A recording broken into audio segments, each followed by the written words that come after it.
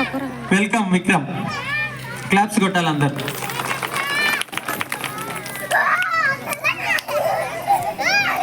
శ్రీ గౌరవనీయులైన ప్రధాన ఉపాధ్యాయులు గారికి, ఉపాధ్యాయులకు, ఈ వేదికకు విచ్చేసినటువంటి అతిథులకు, పెద్దలకు, అందరికీ నా విద్యార్థులకు నా నమస్కారాలు. మనకు మన దేశానికి ఈ రోజు ఒక పండుగ రోజు. అందరికీ ముందుగా 77వ గణతంత్ర దినోత్సవ శుభాకాంక్షలు.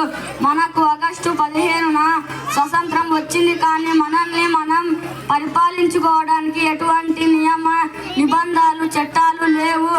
అందుకని దేశ ప్రజలు ఐకమత్యంతో ఎప్పటికీ కలిసి ఉండాలని రాజకీయ నాయకులు ద్వారా డాక్టర్ బిఆర్ అంబేద్కర్ గారు అధ్యక్షతనంగా ఒక ముసాయిదీ కమిటీ ఏర్పడి రాజ్యాంగం రచించడం జరిగింది.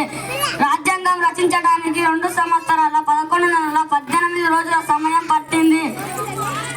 మనకు జనవరి 26, 1950లో స్వతంత్రం వచ్చింది. అప్పటి నుండి ప్రతి సంవత్సరం మనం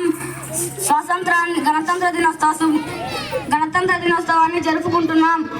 నాకు ఈ అవకాశాన్ని ఇచ్చిన పెద్దలందరికీ నా యొక్క కృతజ్ఞతలు. జై హింద్, జై భారత్.